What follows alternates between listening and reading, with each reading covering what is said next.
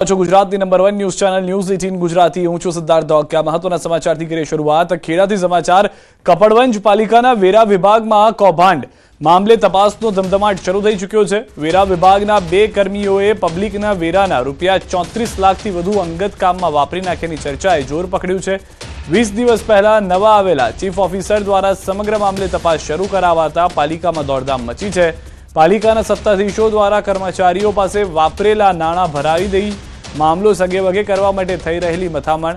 Chief ઓફિસરે કહ્યું tax શાખાના કર્મચારીઓની કામગીરીનો અહેવાલ એકાઉન્ટ વિભાગને તપાસ માટે સોંપવામાં આવ્યો છે। ચલણ અને રોજમેળની સરખામણી કરી કેટલાનું કૌભાંડ થયું તેની તપાસ શરૂ કરાઈ છે। ભ્રષ્ટાચારના પોપડા બહાર આવ્યા। હવે પુરાવા બહાર આવ્યા બાદ પોલીસ ફરિયાદ પણ થઈ શકે છે।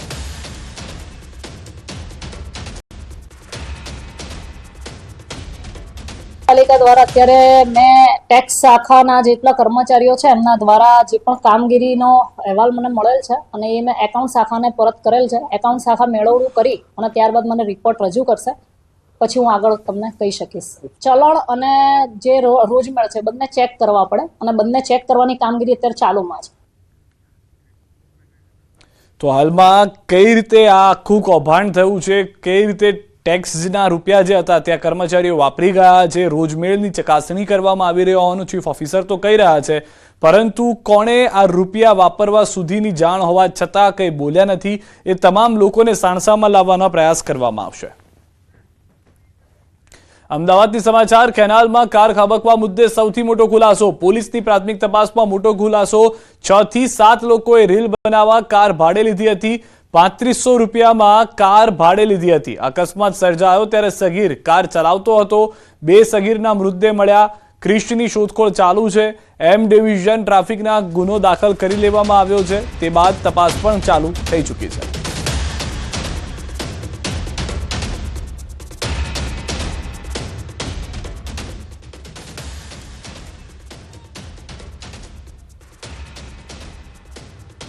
ત્રણમાંથી 2 માઇનર હતા અને 1 માઇનર નથી હતા। એના 2 જણાની લાશ સવારે મળી ગઈ હતી અને એકની તપાસ અત્યારે ચાલુ છે। 2 સગીર છે એમની લાશ મળી ગઈ હતી। એકની વાસના પોલીસ સ્ટેશનની વિસ્તારમાં અને બીજાની વેજલપુર પોલીસ સ્ટેશન મેટ્રોની નજીક મળી ગઈ હતી અને એક જો આપના માઇનર નથી એની અત્યારે તપાસ ચાલુ છે।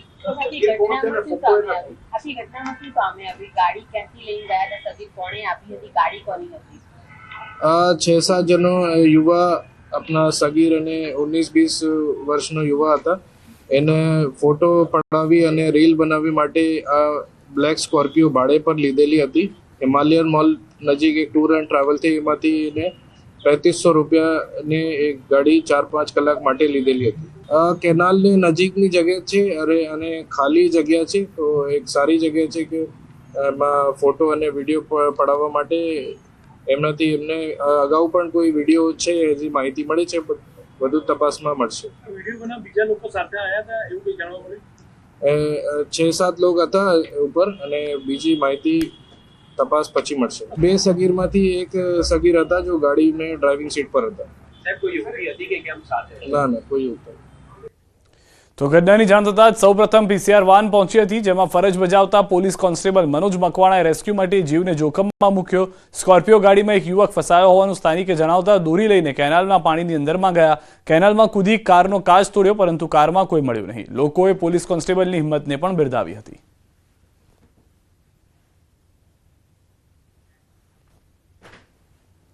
સ્કોર્પિયો ગાડી કેનાલની અંદર ગરકાવ હતી, જેથી આજુબાજુના લોકોએ એવું કીધેલું કે 2 લોકો તણાઈ ગયેલા છે, પણ કોઈ એક હજી ગાડીમાં હોય તેવી શંકા લાગે છે, જેથી અમે તાત્કાલિક બાજુમાંથી રસી મંગાવી અમારા પીઆઈ સાહેબને અને કંટ્રોલને જાણ કરી। અમારા પીઆઈ સાહેબ તેમજ ડિસ્ટાફ ફોજદાર ગોયલ સાહેબની લોકો 5 જ મિનિટમાં ઘટના સ્થળે પોલીસ સ્ટાફ સાથે આવી ગયેલા અને અમે રસ્સો બાંધી કેનાલની અંદર પડેલા અને પબ્લિકના માણસોની મદદ લીધેલી। ગાડી અંદર તપાસ કરતાં કોઈ મળી આવેલું નહીં અને ફાયર બ્રિગેડ ટીમ આવતા રસ્સાને બાંધીને ગાડીને બહાર કઢાવેલી અને આજુબાજુ શાસ્ત્રી બિલ લગીને તપાસ કરતા પોલીસ સ્ટાફે કોઈ તણાતું કે એવું જણાવેલું નહોતું। વડોદરાથી સમાચાર મળી રહ્યા છે। હોસ્પિટલમાં મહિલા દર્દીની છેડતી, પુરુષ નર્સે મહિલા દર્દીની કરી છે છેડતી, મહિલાના હાથ પકડી અશ્લીલ હરકતો કરી। પોલીસે આરોપી મોહિત ચતુર્વેદીની ધરપકડ કરી છે। ભાઈલાલ અમીન હોસ્પિટલમાં બની છે આ ઘટના। હાલમાં જે જાણકારી છે, પુરુષ નર્સ મહિલાની છેડતી કરતો હતો, જે દર્દી હોવા છતાં તેની સાથે સંવેદના દાખવવાના બદલે તેની સાથે અશ્લીલ હરકતો કરી હોવાની જાણકારી છે। આરોપી મોહિત ચતુર્વેદીની પોલીસને જાણ થતાં જ તેઓને ધરપકડ કરી લીધી છે। આ સમગ્ર ઘટના ભાઈલાલ અમીન હોસ્પિટલમાં બની હોવાની પ્રાથમિક જાણકારી મળી રહી છે। વધુ તપાસ શરૂ કરી દેવામાં આવી છે, પૂછપરછ પણ કરવામાં આવશે। હાલમાં ન્યૂઝ 18 સંવાદદાતા હાર્દિક પણ મેસેજ જોડાઈ ગયા છે, તેમની પાસેથી સમગ્ર ઘટના જાણીશું। જી હાર્દિક। બિલકુલ સિદ્ધાર્થ, જો ભાઈલાલ અમીન હોસ્પિટલ જે છે તે વડોદરા શહેરની જાણીતી હોસ્પિટલ છે અને મોટા ઉદ્યોગપતિની હોસ્પિટલ છે। હવે કોઈ દર્દીએ જો આ હોસ્પિટલમાં દાખલ થવું હોય તો એકવાર વિચાર ચોક્કસથી કરવો પડે, કારણ કે આટલી પ્રખ્યાત હોસ્પિટલ છે, એમાં એક મહિલા દર્દી જે છે તે દાખલ થયા હતા એક ભરોસા સાથે કે તેમને ત્યાં યોગ્ય સારવાર મળશે, પરંતુ આ મહિલા દર્દી સાથે ન થવાનું થઈ ગયું। આ હોસ્પિટલમાં ફરજ બજાવતો એક મેલ નર્સ છે, તેના દ્વારા મહિલાનો હાથ પકડીને જે અશ્લીલ હરકત એટલે કે ગંદી હરકત જે છે, જે આપણે વિચારી પણ ન શકીએ તે પ્રકારની હરકત જે છે તે કરવામાં આવી હતી। આ જે મહિલા દર્દી છે તે ડઘાઈ ગઈ હતી અને તાત્કાલિક સારવાર છોડીને પોલીસની મદદ લીધી હતી, પરંતુ ગઈકાલે સાંજ સુધી જે ગોરવા પોલીસ છે તેમના દ્વારા આજે હોસ્પિટલ છે અને જે મહિલા દર્દી એટલે કે ફરિયાદી છે તેમની વચ્ચે સમાધાનના અનેક પ્રયત્નો કર્યા હતા, દમ પછાડા કર્યા હતા, પરંતુ જે મહિલા દર્દી જે છે તે પોતે ફરિયાદ આપવા માટે અડગ રહી હતી। આખરે મોડા જે છે તે આખી ફરિયાદ જે છે તે દાખલ કરવામાં આવી હતી। ના છૂટકે જે પોલીસે મોહિત ચતુર્વેદી નામનો જે હોસ્પિટલનો સ્ટાફ છે, મેલ નર્સ છે। આભાર હાર્દિક સમગ્ર માહિતી બદલ। તો હાલમાં પોલીસ તપાસ કરી રહી છે। તાપીના અંતરિયાળ ગામોમાં આદમખોર દીપડાનો આતંક। કુકરમુંડાના આષ્ટા ગામમાં 10 વર્ષની બાળકી પર દીપડાનો હુમલો। ગામના પ્લોટ ફળિયામાં સાંજે ઘર આગળ રમતી બાળકી પર કર્યો હતો હુમલો, જે બાદ માતા પિતાએ બૂમો પાડતા દીપડો બાળકીને મૂકીને ફરાર થઈ ગયો હતો। હાલમાં બાળકીને મહારાષ્ટ્રના નંદુરબાર સિવિલ હોસ્પિટલ ખસેડાઈ છે, તો વન વિભાગે દીપડાને કેદ કરવા પાંજરું પણ ગોઠવ્યું છે। વધુ માહિતી ન્યૂઝ 18 સંવાદદાતા હેમંત પાસેથી મેળવીશું। હેમંત, શું પરિસ્થિતિ છે હાલમાં, વધુ શું જાણકારી? જી સિદ્ધાર્થ, ચોક્કસથી જણાવો, તાપીનું કુકરમુંડા જે છેવાડોનું ગામ છે, મહારાષ્ટ્રને અડીને અવારનવાર આ વિસ્તારમાં દીપડાઓ દેખા દેતા હોય છે અને હુમલાનો કિસ્સા પણ બનતા હોય છે। ગતરોજ આ બાળકી પર હુમલો થયો હતો અને પ્રાથમિક સારવાર આપ્યા બાદ નંદુરબારની સિવિલ હોસ્પિટલમાં ખસેડવામાં, હાલ ત્યાં બાળકીની સ્થિતિ સુધારા પર હોવાનું હાલ તો જાણવા મળી રહ્યું છે। આભાર સમગ્ર માહિતી બદલ। અને હવે વાત બીજેપી પ્રમુખના તાજની।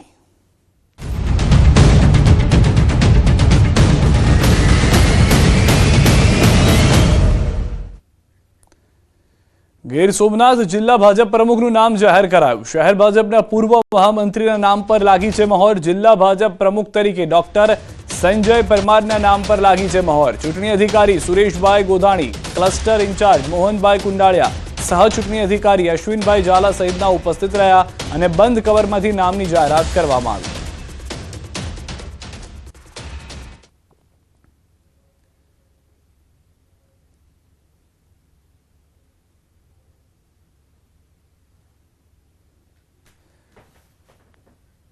તો ગાંધીનગરમાં જિલ્લા પ્રમુખનું નામ જાહેર। ગાંધીનગર જિલ્લા પ્રમુખ તરીકે અનિલ પટેલનું નામ જાહેર થયું છે। પ્રદેશ મહામંત્રી રજની પટેલે કરી જાહેરાત। અમદાવાદ જિલ્લા પ્રમુખના નામ માટે બપોરે મળશે બેઠક, જે બાદ ગાંધીનગર જિલ્લા પ્રમુખ અનિલ પટેલે કહ્યું કે પાર્ટીનો વ્યાપ વધે તે રીતે કામ કરવાનો પ્રયત્ન કર્યો છે।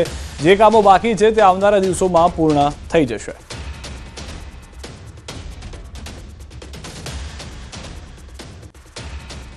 સમગ્ર જિલ્લાની અંદર સપ્રમાણ ખૂબ સારી રીતે કામો થયા છે અને આવનારા દિવસોમાં પણ ક્યાંક બાકી છે કામો, પણ સરકાર ખૂબ ચિંતિત છે।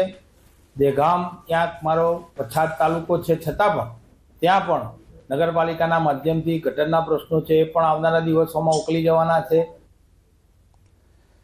તો વડોદરા શહેર ભાજપ પ્રમુખની પણ જાહેરાત કરવામાં આવી। શહેર ભાજપ પ્રમુખ તરીકે આરએસએસના આગેવાન જયપ્રકાશ સોનીના નામની જાહેરાત કરવામાં આવી છે। પ્રદેશ અગ્રણી ભૂપેન્દ્રસિંહ ચુડાસમાએ નામ જાહેર કરતા ભાજપના આગેવાનો અને કાર્યકર્તાઓને આશ્ચર્યમાં મૂકી દીધા હતા. શહેર ભાજપ પ્રમુખ તરીકે ભાજપના આગેવાનોમાંથી કોઈનું નામ મૂકવામાં ન આવતા આશ્ચર્યચકિત થઈ ગયા હતા. વડોદરાના સાંસદ તેમજ અન્ય ભાજપના હોદ્દેદારો અને ચૂંટાયેલા પ્રતિનિધિઓ પણ ઉપસ્થિત હતા.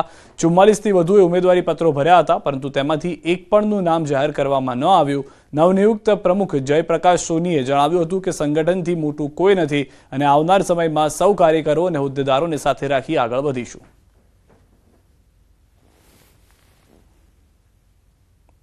જયપ્રકાશ ભાઈના નામની દરખાસ્ત મૂકી હાજર રહેલા તમામ અપેક્ષિત કાર્યકર્તાઓએ સહર્ષ તાળીઓના નાદ સાથે વધાવી લીધી.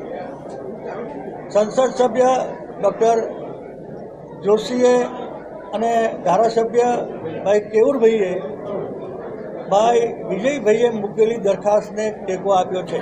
આખરે વડોદરા શહેર ભાજપ પ્રમુખના નામ પરથી સસ્પેન્સ હટી ગયું છે અને ભારતીય જનતા પાર્ટીએ જે જયપ્રકાશ સોની છે કે જો MS યુનિવર્સિટીમાં ડેપ્યુટી રજિસ્ટ્રાર હતા તેમની નિમણૂક કરી છે અને જોઈ શકાય છે કે તેમની નિમણૂક કરતાની સાથે જે કાર્યકર્તાઓ જે છે તેઓની અંદર ખુશીનો માહોલ છે અને અત્યારે તેમને અભિવાદન જે છે તે લોકોનું ઝીલી રહ્યા છે, કાર્યકર્તાઓનું ઝીલી રહ્યા છે.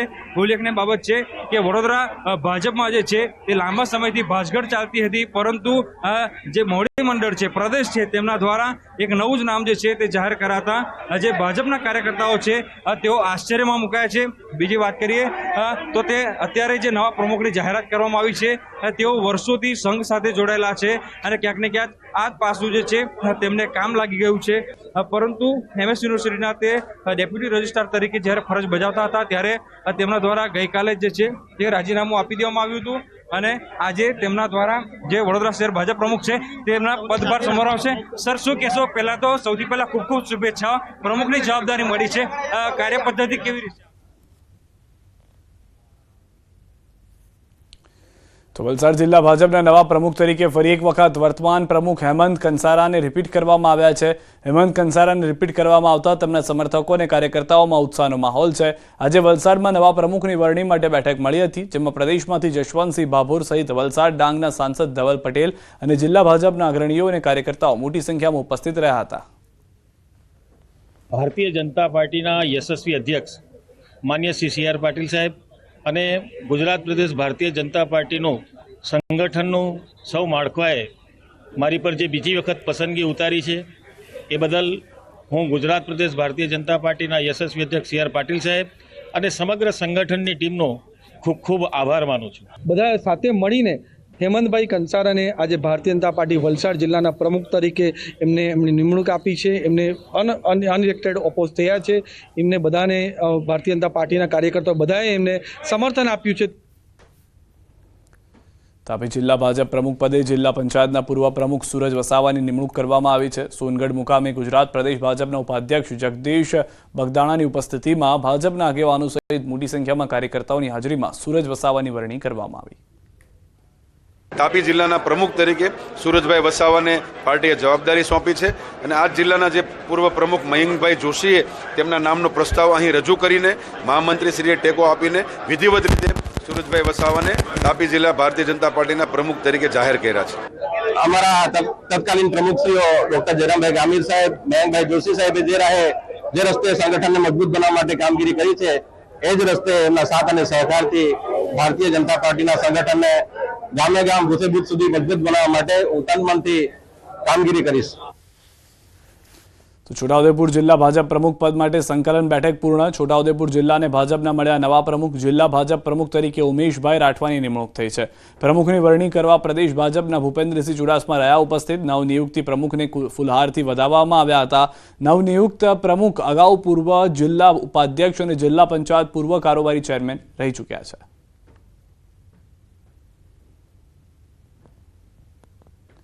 તો દાહોદ જિલ્લા ભાજપ પ્રમુખ તરીકે સ્નેહલભાઈ દરિયાનું નામ જાહેર કરવામાં આવ્યું છે. દાહોદ જિલ્લા પ્રમુખ તરીકે થયું સ્નેહલ દરિયાનું નામ જાહેર. સ્નેહલ દરિયા 2 ટર્મથી છે જિલ્લા ભાજપના મહામંત્રી. લીમખેડા તાલુકાના બજરંગ દળના પૂર્વ સંયોજક છે સ્નેહલ દરિયા. કાર્યકરોમાં ભારે ખુશીની લહેર. નિવાસસ્થાને ખાતે ફટાકડા પણ ફોડવામાં આવ્યા હતા. ખુશી વ્યક્ત કરવામાં આવી હતી. મોઢું મીઠું કરાવવામાં આવ્યું હતું અને અભિનંદન પણ પાઠવ્યા હતા. તો ભાવનગર જિલ્લા ભાજપ પ્રમુખ પદે દિગ્વિજયસિંહ અનિરુદ્ધસિંહ ગોહિલની વરણી કરાઈ છે. દિગુભા તરીકે જાણીતા દિગ્વિજયસિંહ અગાઉ જિલ્લા ભાજપ ઉપાધ્યક્ષ તરીકે રહી ચૂક્યા છે. પાયાના કાર્યકર દિગુભાના નામની જાહેરાત સાંસદ પૂનમબેન માડમે કરી હતી. અગાઉ પૂર્વ જિલ્લા ભાજપ પ્રમુખ આરસી મકવાણાને રિપીટ કરવાની શક્યતા હતી, પરંતુ નવા નામની જાહેરાત થતાં આરસી મકવાણાનું પત્તું કપાઈ ગયું. દિગુભા ગોહિલ ક્ષત્રિય સમાજમાંથી આવે છે.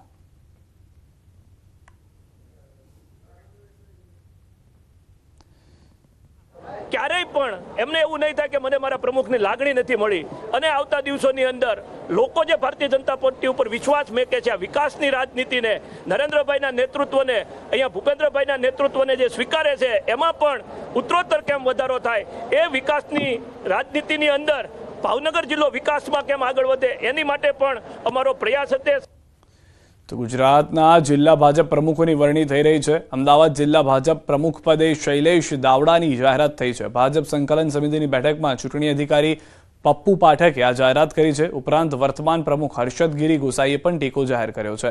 અરવલ્લી જિલ્લા ભાજપ પ્રમુખ પદે ભીખાજી દુધાજી ઠાકોરની વરણી. તેઓ ઓબીસી મોરચાના પૂર્વ અધ્યક્ષ રહી ચૂક્યા છે. તો પાટણ જિલ્લા પ્રમુખ પદે રમેશભાઈ સિંધવીની નિમણૂક કરાઈ છે. તેઓ જિલ્લા ભાજપ મહામંત્રી હતા. તો કચ્છ જિલ્લા ભાજપ પ્રમુખ પદે દેવજીભાઈ વરચંદની વરણી થઈ છે. આ તરફ આણંદ જિલ્લા ભાજપ પ્રમુખ પદે સંજય પટેલની, તો ગીર સોમનાથ જિલ્લા ભાજપ પ્રમુખ પદે ડોક્ટર સંજય પરમારના નામની જાહેરાત થઈ ચૂકી છે.